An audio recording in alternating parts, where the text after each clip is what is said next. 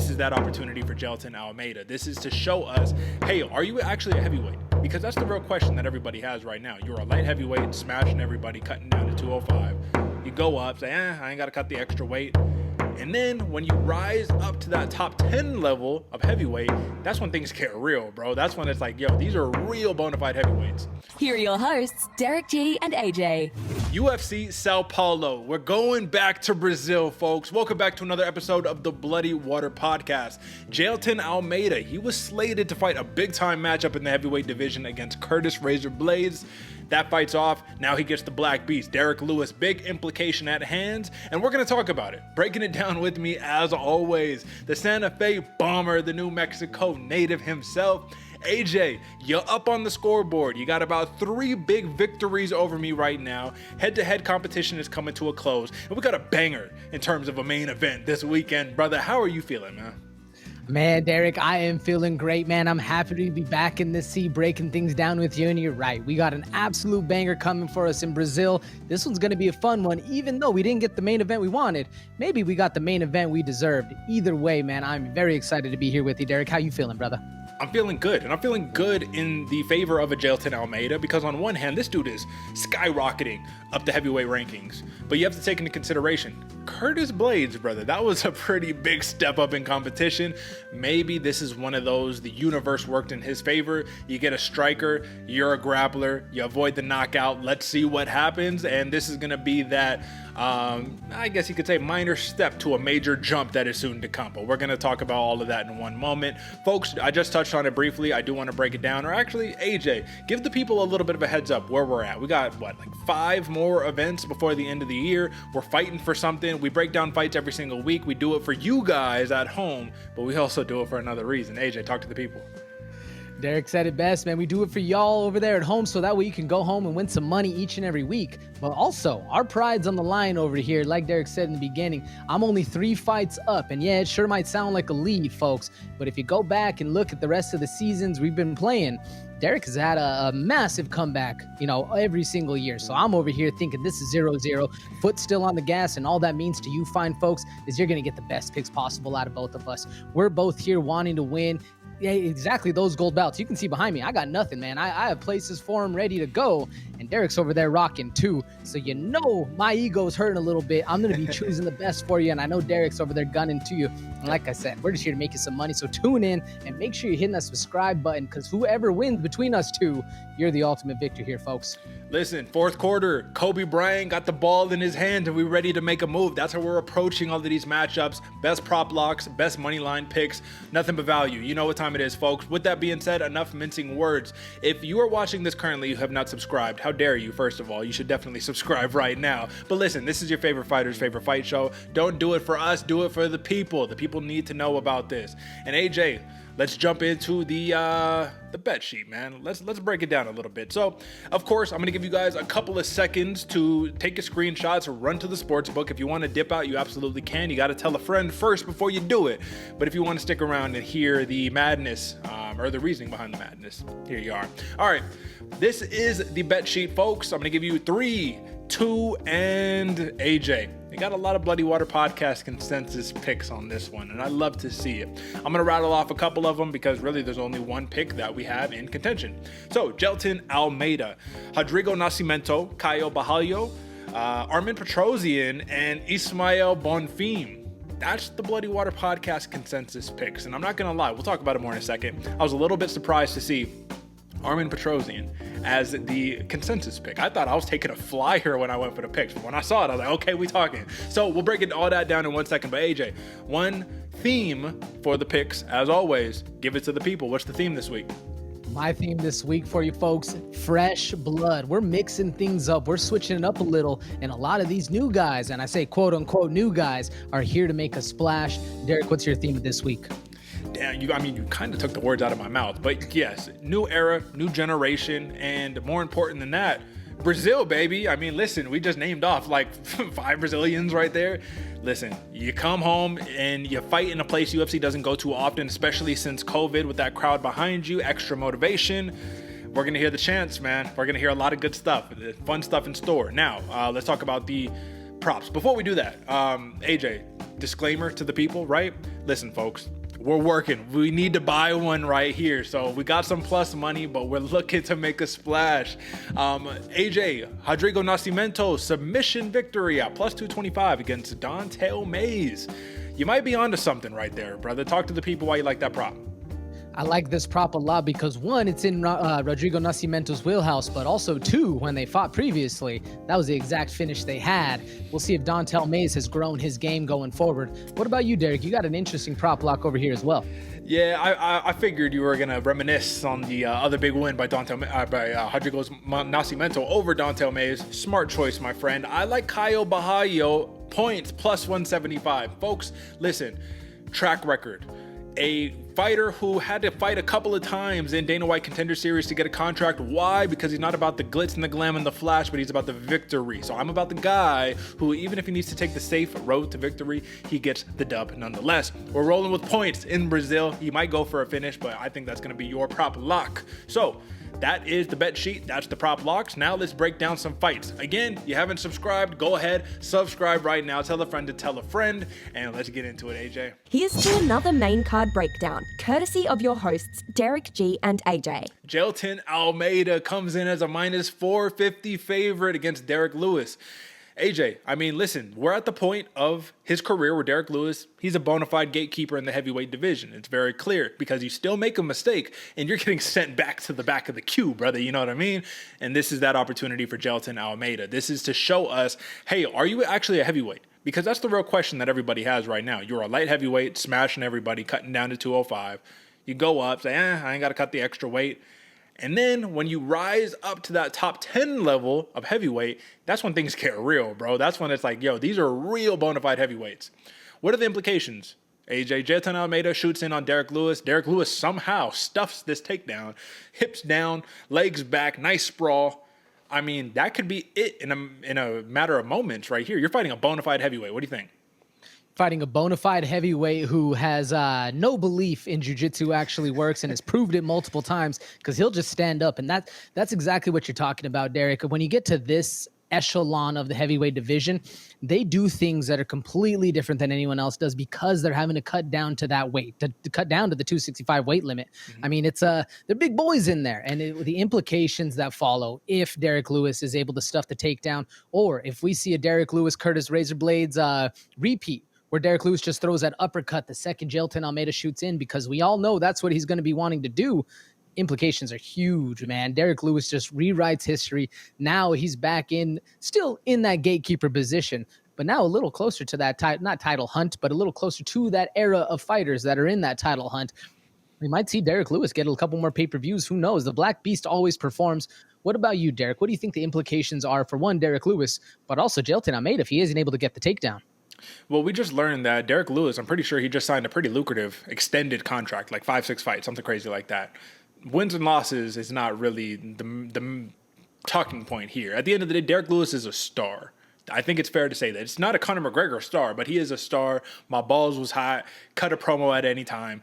This guy is going to stick around. So it doesn't really matter on that end. Now, the implications, though, of a Jailton Almeida coming in and risking his kind of spot and his trajectory against a Derrick Lewis is good and bad. If he loses, it's Derrick Lewis, bro. So at the end of the day, you still get credit for fighting a guy like that. But I just think that what this does is it kind of tarnishes if he wins. Because then they're going to say, oh, well, it was Derrick Lewis.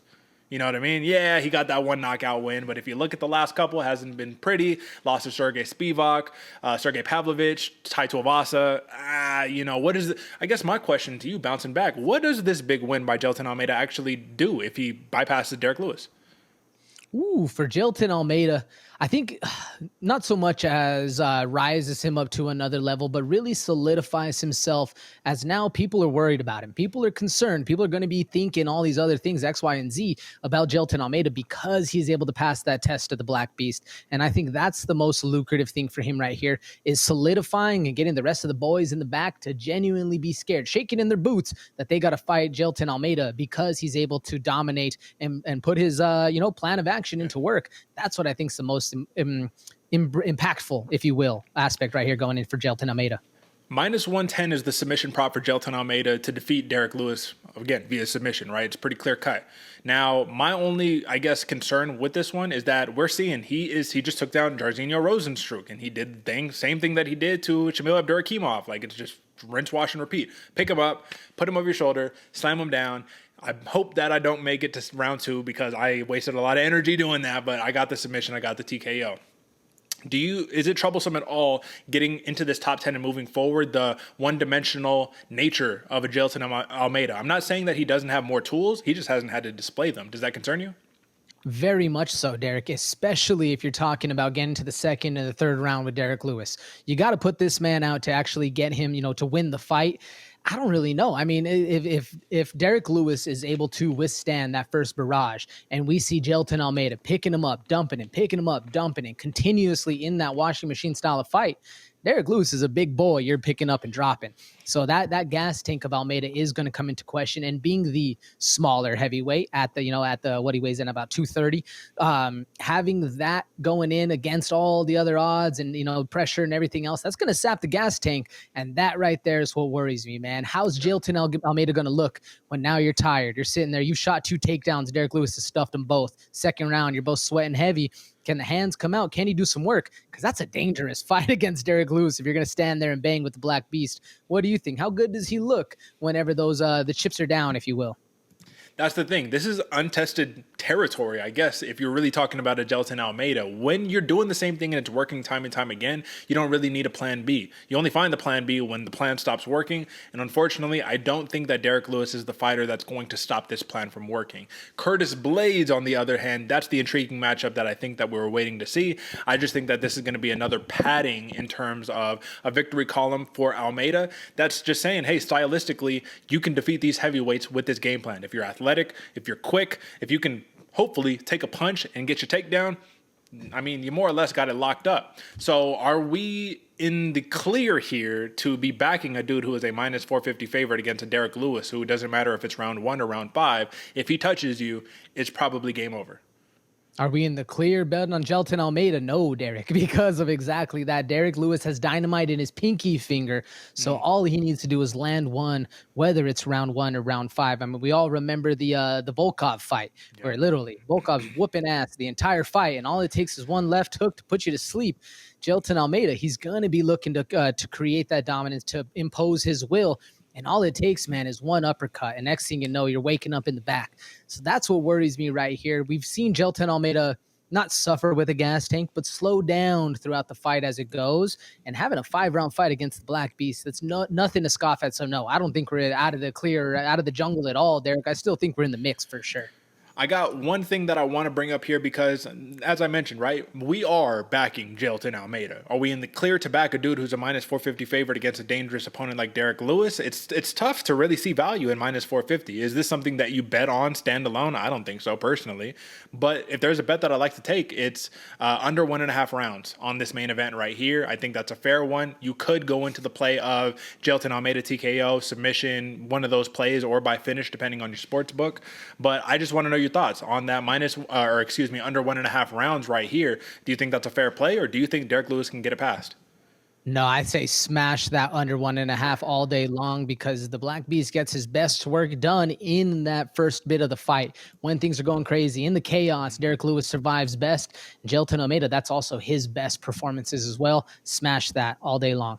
All right, you heard it here first, folks. We like Jailton Almeida. We like the under 1.5 rounds right here. Everything else is up for grabs. I don't see a ton of value in this matchup. And listen, folks, that's going to be the story of this card. A lot of heavy favorites on this one, so you got to play it safe. But we like Jailton Almeida. On to the next. Once he gets that matchup that we were kind of talking about against a Curtis Blaydes or something of that nature, that's when the questions that we have will really be answered.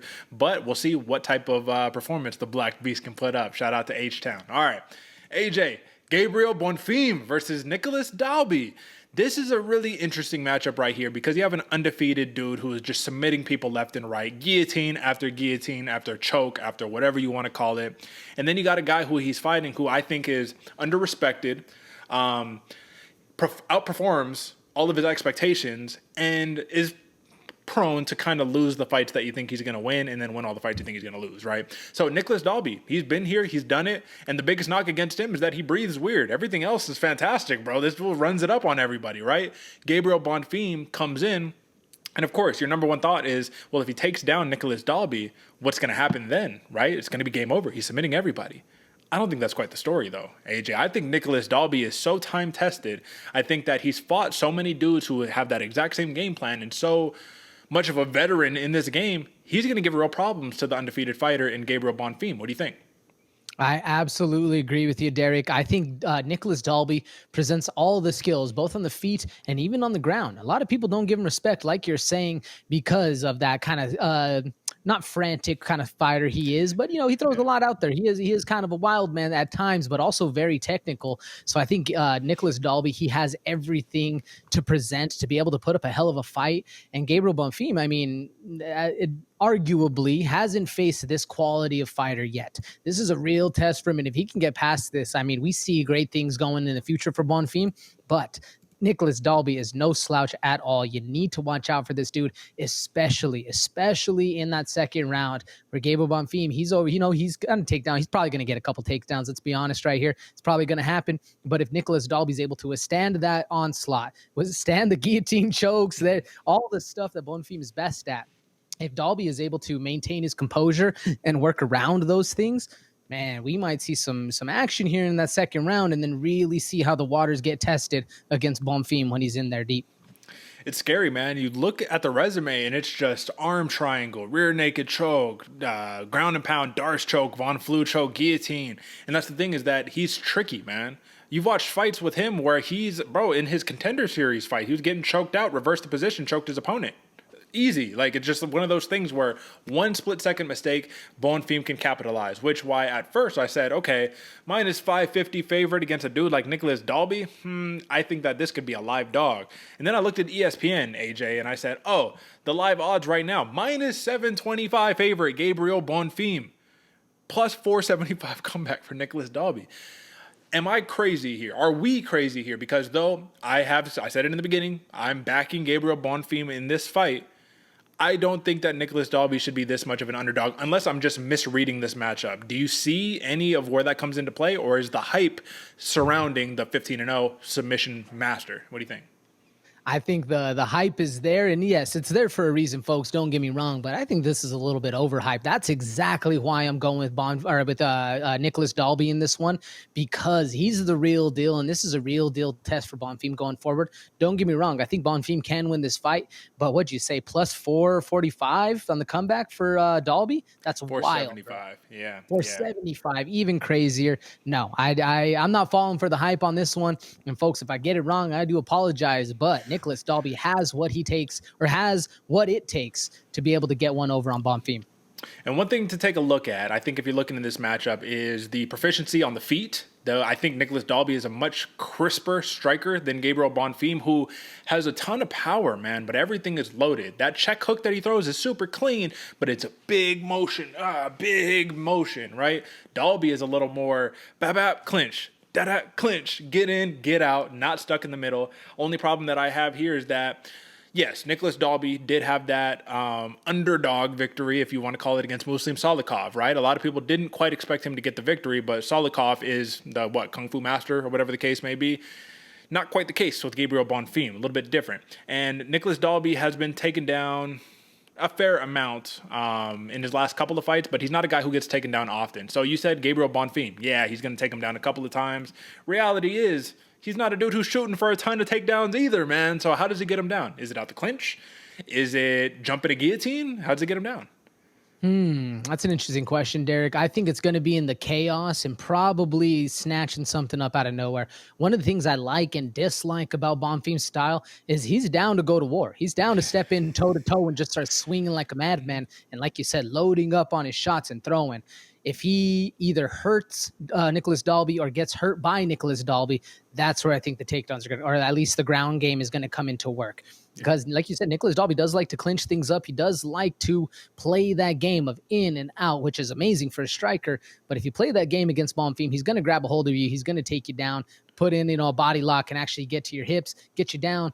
I'm expecting Nicholas Dalby to be working the angles right here, staying away, staying with the kicks, avoiding that. But do you think, Derek, that Bonfim's going to charge in like he normally does and kind of be that reckless abandonment fighter we like to see because he can rely on his submission skills after that?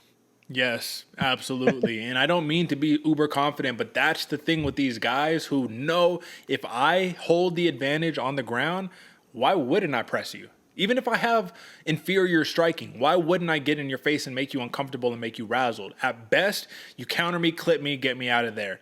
At worst, or I guess no, that's at worst for them, right? That's the worst case scenario. At best, we fall into each other, we tangle up, I get you to the ground, and I get to my bread and butter anyways. You know what I mean? I'm not, and that's the thing.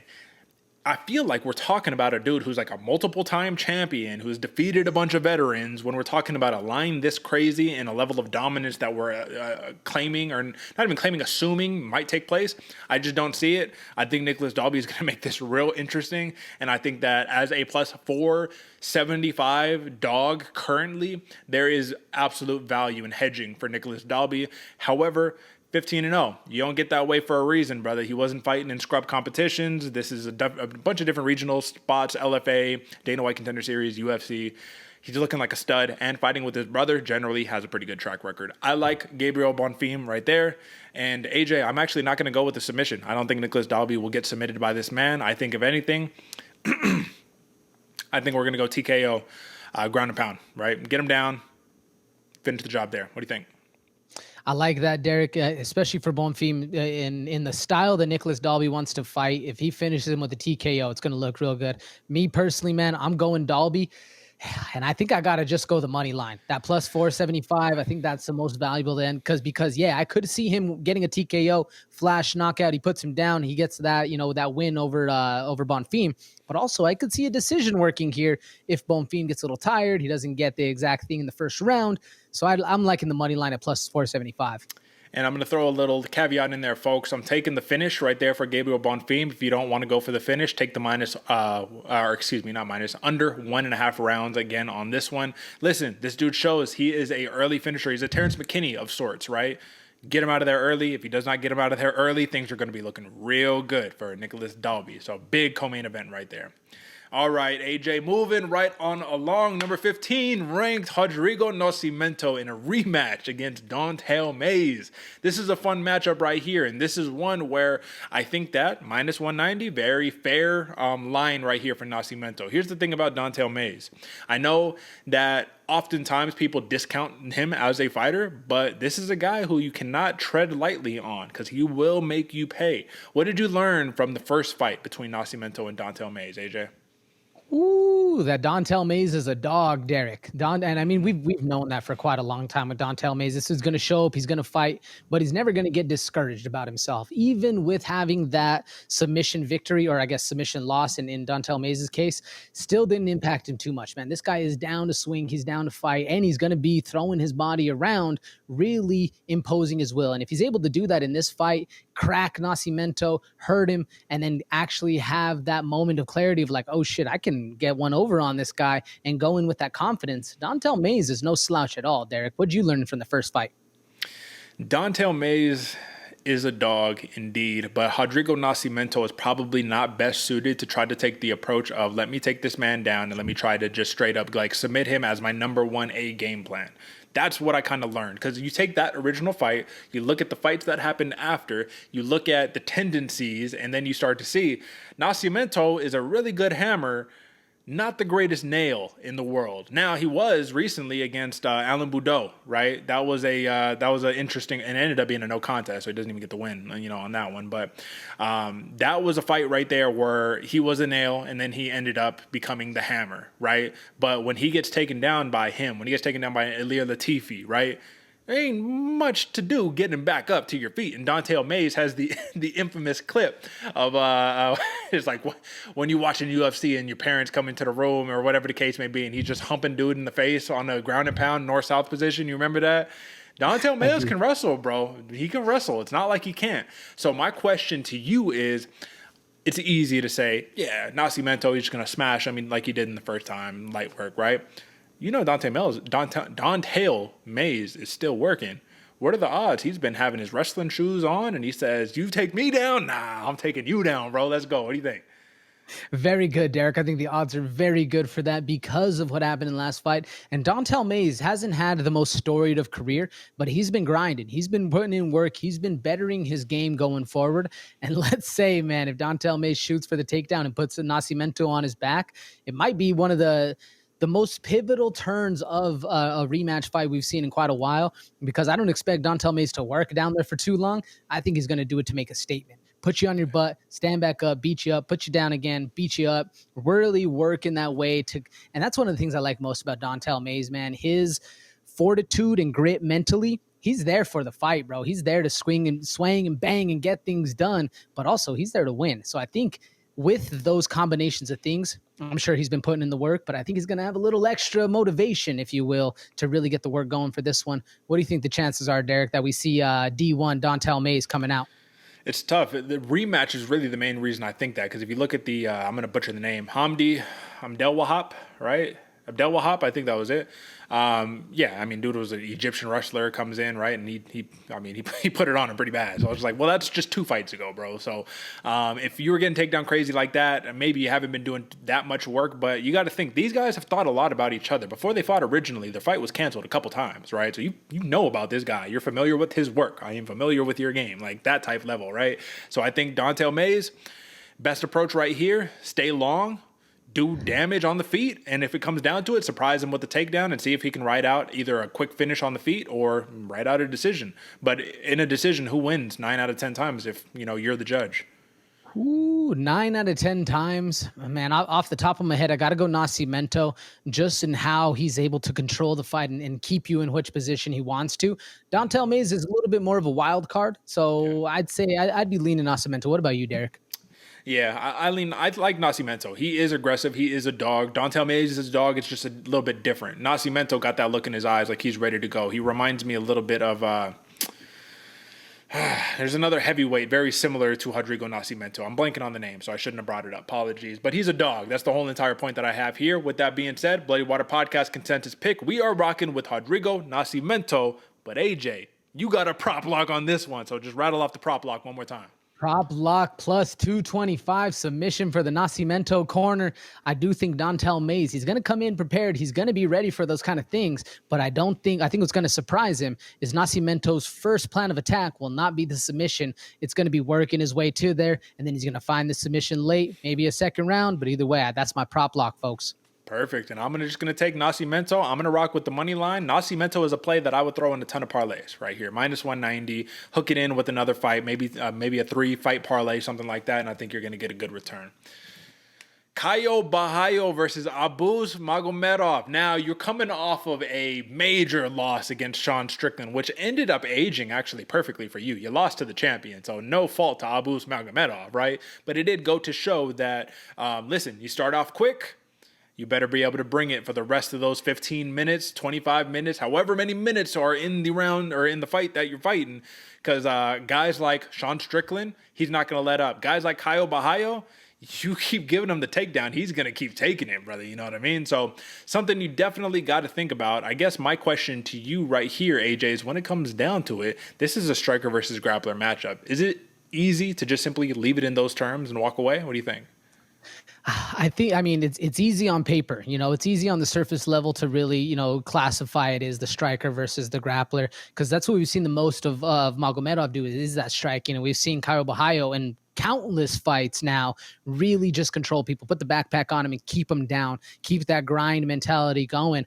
But at the same point, man, I've come to the point in Caio Borralho's career where I just can't sleep on him anymore, man. This dude, he can get things done, and hate him for the cringe, hate him for the neck tats, so whatever you want to do. But this guy can fight, man. This guy squares up and brings it regardless. And what I like most is he's still in his fight journey where he's growing with each and every single fight. Can we say the same for Abus? Yeah, of course. This dude's fresh into the UFC, but he has a longer storied career, man. 25-5 with one draw, 31 fights going into this. Abus Magomedov, he has the real deal capabilities to get it done. We just haven't seen him perform against the fighters that look best against him, right? The Sean Strickland one, like you said, that's a hard one. Striker against striker looks good, but Magomedov, he has other things to get it done. I'm just curious to see how he counteracts the pressure that Borralho is going to present. Derek, how do you think he handles that? That stabbing teep kick, man. He gave it to Strickland too. You keep throwing that one. Uppercuts up the middle. This is actually something that you talk about a lot, man. You want to distract the wrestler. You want to give him something to think about. Knees, elbows, uppercuts. Everything needs to go up that center line to remind them, if you shoot in, you are going to pay. And that's the problem, man. Caio Borralho is one of those fighters who I absolutely agree with everything that you just said. You can't sleep on the man. He finds a way to get it done. If he has to wrap up your legs, clinch you up, drag you down, and just steam or ragdoll you, time and time again, like, he will do it. And he has the cardio to do it too, even if he gets tired in the later rounds, right? But the difference is, Magomedov is a guy where if you just get caught, which happens to Borralho time and time again, you'll see it. He'll get caught on the feet, big motion, oh, shoot, okay, and then reset and then get back to his work. I don't know if he has that many opportunities to eat it and then reset. I think you get caught by a Magomedov, has pretty massive power, really good timing, really good precision. I think it's a really tough spot. But the good news is, as a wrestler, I'm not saying this dude is Khabib or whatever the case may be. When you get clipped and when you get hurt, you have a natural tendency and an automatic reaction to what? Shoot for the legs. So a lot of these wrestlers, they get hurt and then they save themselves out, get bailed out because they're able to secure a takedown. Caio Borralho is one of those guys who I think is so ingrained. Muscle memory is so intact in terms of his grappling that it's one of those that you can't, it's not a 6-week camp that's going to prepare you for this, or even a 12-week camp that's going to prepare you for the takedown defense that you're going to need to stop this guy's takedowns. But is it as simple as that? Is it a matter of, if Magomedov keeps it on the feet, he wins? If Borralho keeps it on the ground, he wins? Is it that clear cut, or is there any more to this matchup that we're missing?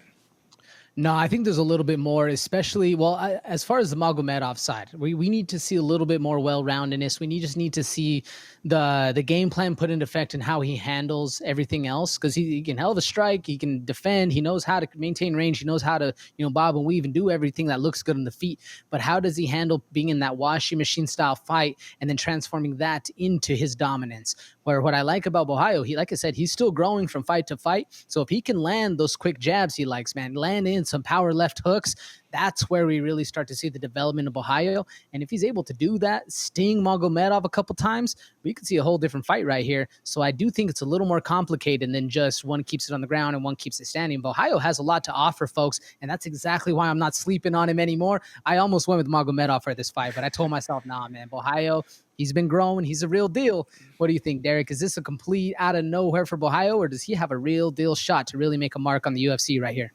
I think this is an incredibly winnable fight for him. It's just a matter of, this is the test. The test is, can you bypass a striker of this caliber? And if you can, okay. I mean, listen, man, you can't not give the man credit. He just beat Mikhail Alexichuk. Like, you cannot not give him credit. If you're discounting that win, then you don't know fighting, because that is a hard win to come by. And I would argue Alexichuk actually is a little bit more of a dangerous striker than Magomedov, given his downward or downhill boxing style. It's not long and rangy and out at distance. It's in your face. I'm looking to knock you out. So unless Magomedov is going to bring that, you got to be careful too, because you got to watch the takedown. I think Borralho gets it done, and that is why he is my prop lock of the night. Folks, I am going points. Caio Borralho. And to back up the evidence of what I am rocking here, if you look at his last 5 fights, 3 of the 5 fights are via decision. 1 is a submission. That was his last fight against Mikhail Alexichuk, right? And that's just a matter of, you just steamroll somebody long enough, man, they're going to eventually give up their neck. And then it was Jesse Murray. That was ground and pound TKO. What does this mean? This means that all of his victories are stemming from the same position. That backpack, that I'm wrapped up on you, ground and pound, submission, I'm going to give you 1. And I think that I'm going to give enough credit to Magomedov to say he won't give up that easily. But maybe he will. And maybe he gets a finish, man, because I'm overestimating Magomedov. But I think decision. I like to play. Anything else on this one? No, I like decision as well. Is going to be my prop lock, but I think the other one, Rodrigo Nascimento, just seems a little juicier. But if you look at Caio Borralho's track record, this is very much in line with a prop lock. I mean, listen, man, the numbers are there, the track record, the history. If we don't hit this one, Jesus, bro, I just need to go pick some lucky charms, the 3-leaf clovers or something, bro. I don't know what's going on. All right.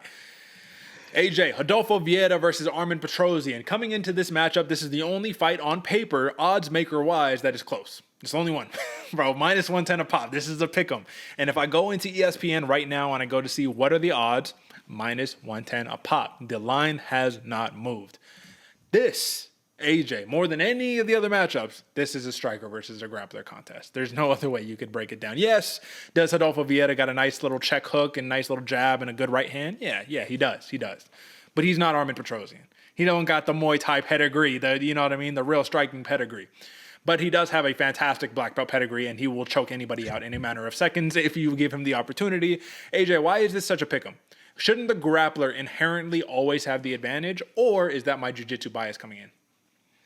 No, I don't think it's your jiu-jitsu bias, Derek. I do think technically the grappler does have a little bit more inherent value to them because they can survive in a multitude of situations. All they need is defense. They don't need any offense on the feet. You can just get by on defense and then take him to the ground and work that. Whereas Petrosyan, he gets taken down by Rodolfo Vieira. He's a fish out of water, man. He's struggling. He's over there. Don't get me wrong. He has ground game, but not like the black belt hunter Rodolfo Vieira, because that right there is a intangible that you can't really just knock into somebody. But what I think why this is a pick'em is because of the gas tank Rodolfo Vieira has presented in the vast majority of his fights, if not all of them.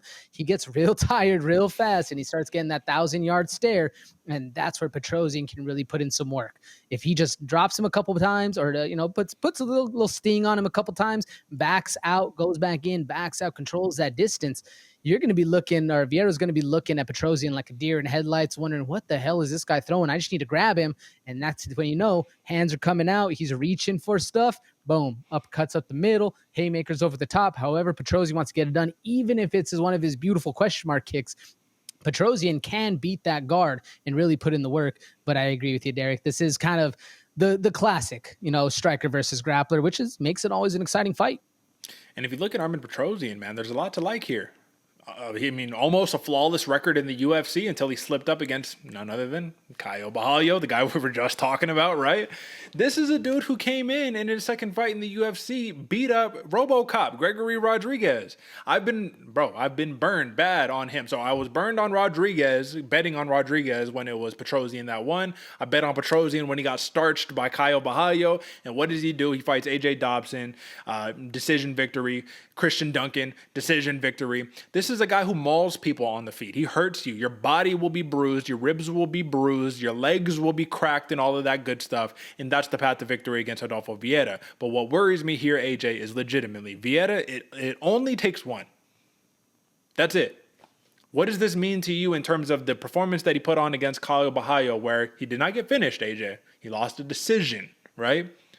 But Rodolfo Vieira goes for the finish. He does not hang out and just control you. He's the black belt hunter for a reason. This dude can finish the fight incredibly quickly, but you bring in stamina problems, conditioning problems. Does his finish have to come in the first round for him to be able to get it done? Or do you think that second, third round, doesn't matter, he gets the takedown, it's over? No, I definitely think this has to be done in the first round and a half. That first 8 minutes of the fight, man. That first round and a half, that's where Vieira does his best work, where he's most explosive and able to see those little minute holes that Petrosyan's going to present and slip right in. If he gets anything past that, man, we've seen him breathe in deep, belly breaths, everything going against him, if you will, in that kind of fight. And for Petrosyan, because I expect this fight to be a lot like the Caio Borralho fight. The takedowns, the grappling, the getting up, and just continuously struggling to just gain an inch against Rodolfo Vieira. But the thing is, like you said, Derek, if you give this dude an inch, he's going to take the mile and snap your arm. That's the real deal thing about Vieira. So you got to be careful. I expect Petrosyan to kind of stay on his bike a little bit more, not necessarily engage, throw those kicks, throw the things that are at range just to keep Vieira just guessing, because you don't want to throw any unmasked kicks. You don't want to throw any leg kicks, because this guy's going to have the ability to catch them and get to your hips. Right there, that's what worries me the most, Derek, is how is Petrosyan going to be able to avoid just that first, like I said, 8 minutes of onslaught? Because we know Rodolfo Vieira is going to bring it. How do you think Petrosyan gets it done? I think he needs to take the approach that I think the last fight we just talked about. Why am I blanking on homeboy's name? Who we just... AJ, help me out. Caio Borralho versus Abus? Magomedov. There we go. Long, rangy, use your kicks, teeps, man, beat up that body. Because we saw one thing. Yeah, he gets tired, but you got to give him credit. Rodolfo Vieira doesn't really quit on himself. And that Chris Curtis fight, when Chris Curtis stuffed like 20 takedowns, Well, guess what? It takes a lot of energy to shoot 20 takedowns, AJ. Like, it takes a lot of energy. And when you're getting hit in your liver, hit in your ribs, and all of that, man, your body's beat up and you're still moving forward. I think that Vieira does have a relentlessness in him that we don't give him credit for. But I do think that Armen Petrosyan, man, I mean, like I said, this dude pulverizes people. Like, it's bad when it comes down to that legitimate striking. So it's just a matter of beat up that body, kick to the body, kick to the body, kick to the legs, take out his stability, take out his base, and then, once he's too concerned there, kick him in the head. Get him out of there. You know what I mean? But do a lot of work with your hands because Petrosyan can absolutely do that. So this is minus 110. A lot of risk right here, folks. This is a coin toss. And this is the thing. When it comes down to handicapping, AJ, what are the magic rules? It is strength of schedule, path to victory, technical prowess. There's a fourth intangible that nobody talks about, and it's luck. And when you find yourself in a pick'em, you better hope you're lucky. So we're rolling with Armen Petrosyan right here, AJ. But do you take $5, $10 and say, Rodolfo Vieira plus 190 submission, plus money submission? Might have to take it. What do you think? That's exactly what I was looking at. I'm surprised it's a plus money for Vieira on the submission because that's his game plan. That's his path to victory right here. Absolutely. You got $10, shit, you got 20. You throw that on the plus 190 submission for sure. On the other end, Derek, I'm actually taking that decision for Petrosyan plus 265. I think that's his best way to get it done. We might see a knockout, but I don't think so. What about you? Like I said, man, Rodolfo Vieira does not give up on himself. Only time that he did was the Fluffy Hernandez fight, and that's when he just said, all right, choke me. It's fine. Whatever, dude. Like, I'm done. You know what I mean? That's different, though. Unless Petrosyan is going to pull out a rear naked out of nowhere, I don't think he's going to give up in the knockout department.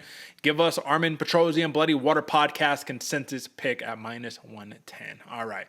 And to open us up, the other Bonfim, bro, Ismael Bonfim versus none other than Vince Pichel. AJ, look at the mustache on my man. This is a real OG right here. Nah, honestly, Vince Pichel is one of the guys that nobody thinks about, nobody talks about, but he puts on a hell of a performance every time that he competes. And you got to give it to the man as well. When you take a look at the last fight that Vince Pichel had, it was a rough one. It was a loss, and it was to the Mark O'Madsen, the Olympian, right? And it was a contested fight, man. Dude was pissed. Thought there was some cheating going on and all of that good stuff. But at the end of the day, Vince Pichel is all of 40 years old, and he's fighting a young stud coming off of a nasty loss, Ismael Bonfim. And he lost to Benoit Saint Denis, right? So you can't be mad at either individuals for their losses, but you can ask, who's getting a favor done for them in this matchup here, AJ? It can't be Vince Pichel, can it? I mean, on paper, no, Derek, it can't. I know I was gonna try to argue it the other way, but yeah, no, I definitely think it's Bonfim getting the favor done. What do you think though? Why would Pichel be getting the favor done right here? So I don't think Pichel is getting the favor done. I was going to say, if you're looking at the opposition, look at the last couple of fights. Austin Thud Hubbard, Jim Miller, A10, Roosevelt Roberts, Gregor Gillespie, and then, of course, Marco Madsen. So to me, this is literally a matter of, hey, this is the UFC. You're 40 years old. Thank you for your service. But if you don't fight the young guns and beat them, you're out of here, buddy. You know what I mean? We got all these Dana White Contender Series fighters for a reason. We got to make some room. So I think that this is a matter of OG fighting for his place in the company. Now, I think that for Ismael Bonfim, though this is going to be a very tough challenge, this is a veteran, a real killer right here. I think that for Bonfim, it's a step down in opposition to a degree to say, okay, look at your last fight, Benoit Saint Denis, right? You're talking about a killer in the lightweight division. You fought Terrence McKinney before then. All right, we'll throw you an OG now, and we'll see how you can do it. So it's like on one hand, you're fighting experience, you're fighting knowledge, which is really tough to do. On the other hand, you're not fighting athleticism. You're not fighting a Benoit Saint Denis who can run through a fucking brick wall, and it's not a problem. A Terrence McKinney, who, though he steamrolled him and made him done, bro, he got his big hype off of that fight. You don't get hype off of a Vince Pichel fight. You don't really win much. You win experience points, almost like a video game. So with that all being said, is it too dangerous to discount the 40-year-old Vince Pichel, given he is a plus 350 dog? You're in Brazil. Bonfim, third fight in the UFC. What do you think? I think it is. Is it dangerous to discount Vince Pichel? Yeah, because Vince from Hell Pichel is named that for a reason. This guy's going to bring everything he has to the fight, and you got to put him to sleep, especially in enemy territory. Everybody's cheering for you, or cheering against Pichel, but cheering for Bonfim. They're going to be looking to see some violence, and if you ever discount Pichel just for a second, especially on that violence sector, Pichel's going to bring it. And that's one of the most impressive things about me, man. You want to talk about somebody that doesn't give up on himself. Pichel doesn't until his lights get turned off. And that's what Bonfim needs to do for this one. And can he get it done? Yeah, but it's still going to be a hell of a fight. So I'm not discounting Vince at all. Yeah, man. I mean, let's just take a quick look down the trajectory of a Vince Pichel, right? When it comes down to it, the big problem that you're seeing with him is he just gets taken down a lot. All these fighters, they're just trying to take him down. Ismael Bonfim is not a guy who I anticipate is going to be looking for that. I actually think that'd be disadvantageous. I think that if you want to fight, you're going to keep it on the feet with this guy. But you also have to take into consideration all of these guys are very tenured that he's fought. Bonfim, though, he's tenured, right? He's not UFC tenured, and we just saw what happens when you find a guy who's real deal. Now, I love the composure of Bonfim on the feet, the technical prowess, just the kind of in your face, making moves, setting up traps, doing all that. Very fun. Pichel is a little more old school, as you mentioned, where it's bite down on the mouthpiece and let's start chunking them. You know what I mean? Like, let's sit in the pocket, let's have ourselves a grand old time. So, striking advantage, it has to go to Bonfim. This fight hits the mats. Like I said, there's a little bit of trouble right there. What do you think happens if this fight hits the mats? Ooh, that's an interesting one, Derek, because when you think of Vince Pichel, you think of that knuckles forward, old school, like you said, bite down on the mouthpiece kind of, the riff-raff style of fighting or whatever the name is, man. But this guy can work on the ground, man. And Pichel, like you said, has the long enough career to where he's seen a lot of things get it done. Could he find a different way to win this fight on the ground? Absolutely. To be honest, though, I think if this fight hits the ground at all, we're going to see Bonfim use his athleticism and his skill to be able to get right back up and put this fight back to where he wants it to be, and which is on the feet. That's I don't see Vince Pichel holding Bonfim down or working submissions or putting the backpack on or anything like that. What about you, though, Derek? Yeah, I can see Vince Pichel definitely putting a backpack on Ismael Bonfim right here if given the opportunity, or just sitting there, staying on top, smashing him up against the cage, not allowing him to get off, and then just racking up some ground and pound right there. Vince Pichel, straight up, you know what I mean? Like old school style. This dude averages a lot of control time, a lot of takedowns per fight, you know what I mean? So it's like, it's not something I'd be too surprised about. The X factor here is just the age difference, man. It's 13 years, bro. You're fighting a young, spry guy, Ismael Bonfim, coming off of a loss, who wants to get his back in front of his home crowd. Uphill battle. You know, you have to give it to Vince Pichel to say, let's go, I'll fight in Brazil, enemy territory, against this young stud. And, him and his brother, they're the kind of storyline of the card. I'm going to show him what's up. I love Pichel. Don't think that you should be discounting him, but I do think that if you want to make some money and you're trying to pick in the right win column, you pick Ismael Bonfim right here. So that's my pick right here. Don't have a play. Don't like the money line in terms of value, unless you're really going hard on a crazy parlay. But as we mentioned, folks, that's the story of this card. Massive favorites, not a ton of value, and the wise handicapper doesn't bet for the sake of betting. You bet because you're going to win. And if you want to win, you want to gain value, you watch the Bloody Water podcast. You know what time it is. All right, AJ, with that being said, that's our main card breakdown, brother. We broke it all down, all 6 fights. So that means that the next section that we need to jump to is the illustrious, the sleeper section, folks. This is where we talk about the unknowns of today and the stars of tomorrow. You look at cats like the Bonfim bros who are grabbing up some hype right now. You look at the Macy Barbers. You look at all the X, Y's, and Z's that we can name off. I know my man AJ is counting them down. There's too many to count down. We talked about too many of them. And guess what? The golden voice of the sleeper section, Bobby King Green, this dude getting money fights now, man. So we done talked about it first. Let's break it down. It's time for some fight night. And if you ain't paying attention, you're gonna sleep on me and I'm gonna wake you up. All right, brother, we got some good sleepers on deck. Listen, there's a lot of really interesting fights right here, but AJ, I would like for you to open it up, man. So before I go and show everything on the screen and all that good stuff, I'm going to solo you out. Just go ahead and talk to the people. Who's your matchup? We got a fun one this week for my sleeper section, folks. And pardon, because I'm definitely going to butcher the first guy's name, Ko Fernandez, whatever he says it, man. We don't watch, I personally over here, I don't watch it with sound on, just because I like seeing how these fighters actually get down without the bias of the announcers. But he's fighting an absolute dog in Mark Jacasey. And if you know anything about Mark Jacasey, you know this dude's going to be bringing it. They call him the Bone Crusher for a reason. But what I like about this fight, man, you go and you look at Fernandez's corner.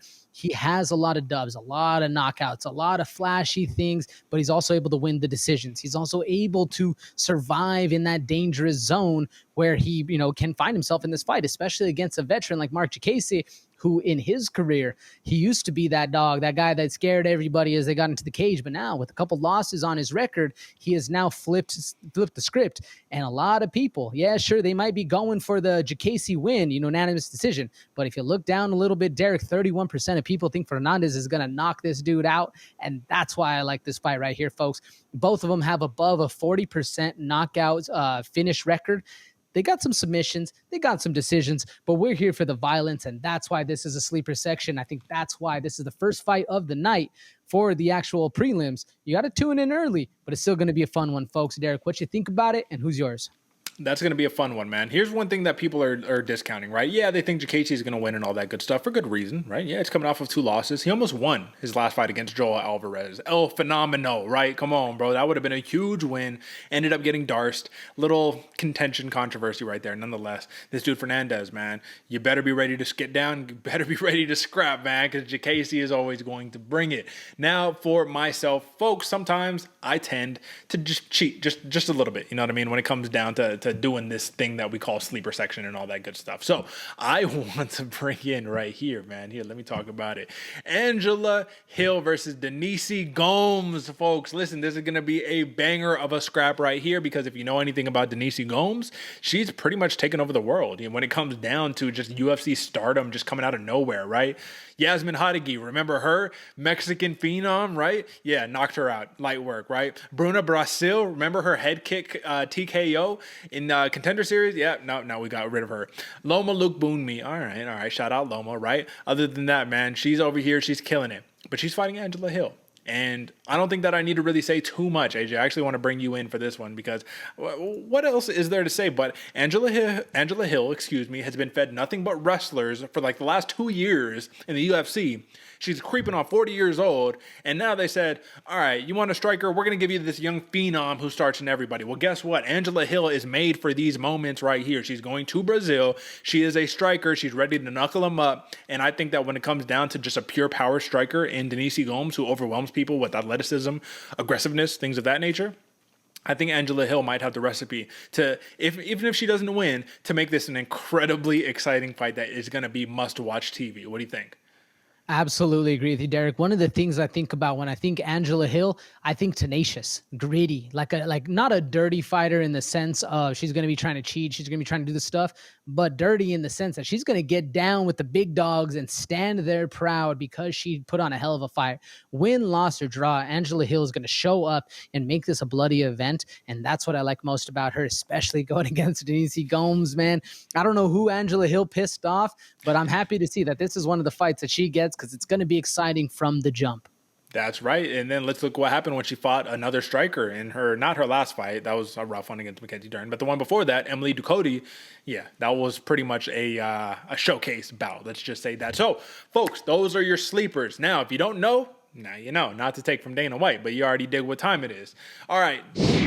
AJ, we've been talking about it a little bit. There's some prelims that we should definitely break down. But instead of going through the entire gambit and saying, hey, let's break down every single fight, there's just a couple of standout fights that I think are interesting. And I want to know your opinion. What's a fight that you look at that's not one of these sleepers, right? That you're like, that's an interesting fight right there. I like that one. What's one that piques your interest?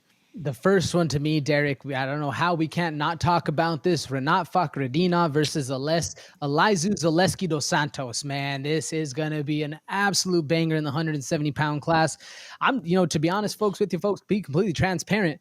I'm just excited for this fight to just be an old school fight fan, man. Really watch what's going on here and really get the things going with Fakhretdinov. Just made his way into the UFC rankings, but how is he going to deal with a fighter in Zaleski dos Santos that is tricky, is complicated, will pull things out of nowhere and still get the job done? Oh, I'm excited for this fight, Derek. What do you think about it? I think that Fakhretdinov is really coming into a tough test right here. Zaleski dos Santos, yeah, long removed from a lot of activity, like nonstop activity, but Elizeu Zaleski is a guy who can hit you on the feet, something nasty, and if you take him down, he's not giving up when he's on the ground. You have to worry about the jiu-jitsu at that point. So this is going to be a very interesting matchup, but the way that we've been seeing Fakhretdinov just ragdoll people who are really good, really skilled, put him over their shoulder, take him down relentlessly, it's going to be dangerous. Only problem that I see here is that that Fakhretdinov falls into the club of fighters who racks up a ton of control time because he gets to his spots and he doesn't automatically look to transition or to finish. He'll chill. He'll rack up the control time and he'll be patient, which is a good thing, but not against a guy who has a little bit too much patience as well in the jiu-jitsu department. So I think this is going to be a fun one. I don't really have a dog in this fight. I would love to see Fakhretdinov get a big win, but I would love to see Zaleski get a big win too right here. Either one of them will be fun. This is an interesting matchup right here, AJ. Victor Hugo and Daniel Marcos. So you remember Daniel Marcos, he wins his last fight against Davey Grant. I think that was a little bit of a contested one. I don't know if we went back and forth on that one, but I remember, I think you were picking Davey Grant in this matchup. Well played, because honestly, Grant could have won that fight. But Marcos is a dog, man. 135 pounds, this dude brings it, you know what I mean? He comes in, ready for war. Yeah, he could be a little too tentative from time to time, but look at that significant strikes landed per minute. Almost 5 significant strikes per minute. Now you're fighting a Victor Hugo, and a lot of people, you could take a look at him and be like, oh, who is this guy? I don't remember him in the UFC. Yeah, you're right, because you haven't seen him in the UFC. You got a big submission victory in Dana White Contender Series not too long ago, man. Look at that. October 3rd, AJ. That was a couple weeks ago. Now you in the UFC, baby. Let's go. The whole entire point right here is you got kind of a situation, again, where you got a well-rounded guy versus a guy who can finish, man. 15-0, submission guy, knockout guy. What do you think about this matchup? Ooh, I really like this one because of the fact that Victor Hugo is coming in, not necessarily short notice, but short notice for a lot of fighters who don't take the time to prepare. Victor Hugo said he's ready for the scrap whenever, wherever. Yeah, I just got a dub in the Dana White Contender Series, but I'm also down to beat up this guy with a 15-0 record. And what I like most about Daniel Marcos, yeah, he's a little tentative at times, but he's wiry. He's strong for the 135-pound class. Excuse me, yeah. Yep. I have 155 for some reason on my notes, but regardless, Daniel Marcos, he is wiry nonetheless, man. Yeah, it's bantam. That's what I looked over and saw. UFC got their stuff wrong. Don't worry about it, folks. But either way, he still is that wiry kind of. I don't want to say like a country style of fighter, but he is, because of his tendency to be not as productive, he throws a lot of power behind it, and that's what I like most about Daniel Marcos right here. That's right. Listen, folks, it's going to be a fun fight. Didn't want to highlight too much. There's only one other fight that I want to just let you know. Another must-watch. This could have easily been a sleeper, but these guys are a little too well-known for that, I would imagine. Vitor Petrino and Modestas Bukauskas. Enough said. Watch it. All we got for you. All right, folks. Now we made it. We're cutting it close, but we hit the outro, folks. We are here. So it's another week in the books. This is UFC Sao Paulo. Apologies. My Brazilians are gonna come back and just be like, bro, what are you talking? I'm gonna go to jiu-jitsu, and they're gonna be like, bro, you better not disrespect ever again. Apologies, folks. Listen.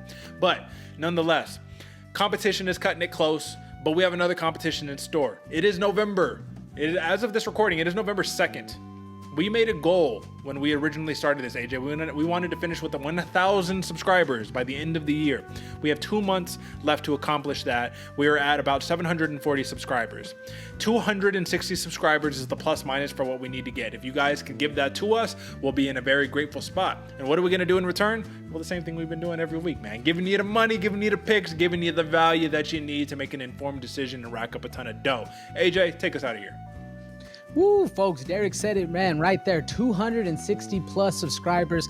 That's nothing compared to what we've been grinding out for you for the last 3 years. All we ask, just a little subscription button if you haven't subscribed. But if you made it to this part of the show, I know you are. But what you need to do is go hit up your friends. Go to the people that just have the slightest inkling. Maybe even if your aunt, your grandma, whoever, they like winning money. Everybody likes winning money.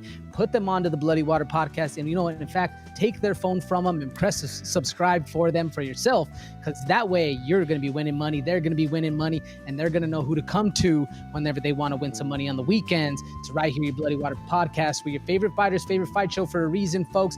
And it's not just because we're here every week, in and out, but it's actually because we hold ourselves accountable, so you know who to come to for the best picks, best prop locks. And we're working on the prop locks, but either way, we bring the fun, and that's what makes it matter, folks. We got 260 to go. We should get there pretty fast. We just need y'all to hit that subscribe button. You heard what the man said. That is it for us, folks. Until next time, catch you on the flip. Peace.